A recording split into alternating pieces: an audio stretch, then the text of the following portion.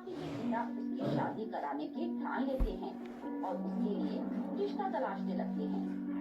अगले ही दिन आरती के लिए सूरज नाम के लड़के का रिश्ता आता है। सूरज के घर वाले आरती को देखने उसके घर आते हैं। उन्हें आरती बहुत पसंद आती है। जब आरती चाय देने के लिए उनके पास चलकर आती है, तो सूरज की माँ देखती है कि आरती लंगड़ा कर चल रही है और आरती के पिता उसके लंगड़ेपन को नोच बताकर रिश्ता पक्का कर देते हैं।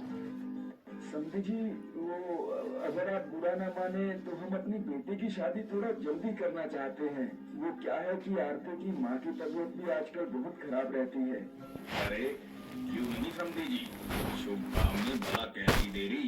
मैं कल ही पंडित जी को बुलाकर इसी महीने का मुहूर्त निकलवा लेता हूँ। क्यों? वहीं आरती को थोड़ा दुख होता है कि इस रिश्ते की शुरुआत झूठ से हुई, पर उसे थोड़ी खुशी इस बात की थी कि कम से कम उसके माता पिता की चिंता तो खत्म होगी। कुछ समय बाद आरती की शादी हो जाती है और वह अपने ससुराल चली जाती है।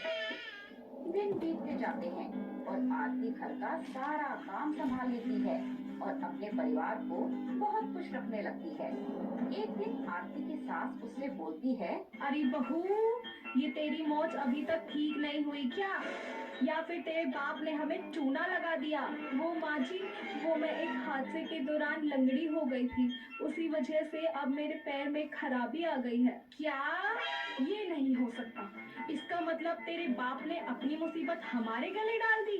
हे भगवान, हम तो बर्बाद ही हो गए। अरे लुट गए रे। आरती की सास चिल्लाकर पूरे परिवार वालों को बुला लेती है और उन्हें पूरी बात बताती है। सभी घर वाले बहुत गुस्से में आ जाते हैं और आरती को बुरा भला सुनाने लगते हैं। घर वालों की बातें सुनकर वह बहुत रोने लगती है। अब ये आंसू बहाकर डराना मत करो। हमें धोखा देते हुए तुम्हें शर्म नहीं आई? मुझे माफ कर दीजिए।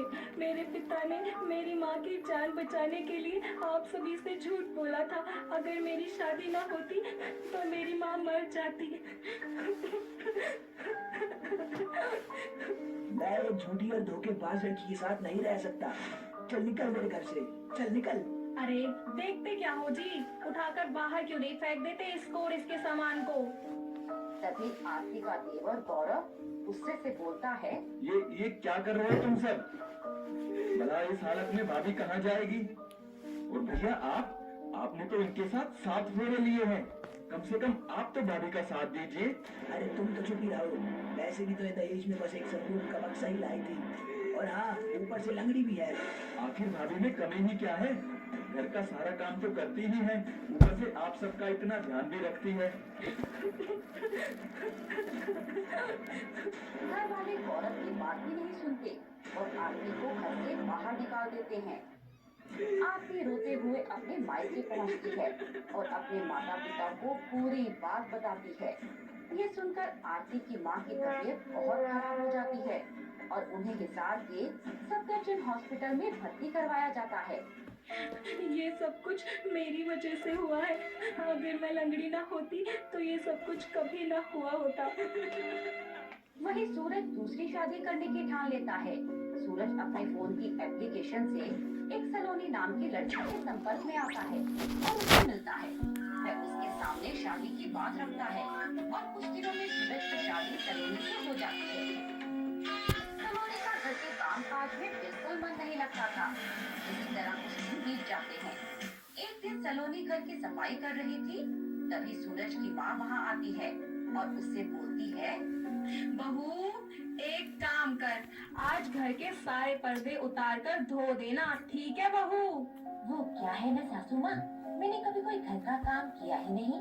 मेरी मम्मी ने तो घर में 20-20 काम वाली रखी हुई है। हैं? बहू तुझे शर्म नहीं आती सास के आगे जवाब देते हुए? सुन रहा है ना तू सूरज बेटे? पहले तो सूरज को सलोनी पर बहुत गुस्सा आता है, पर किसी तरह वह अपने गुस्से को कंट्रोल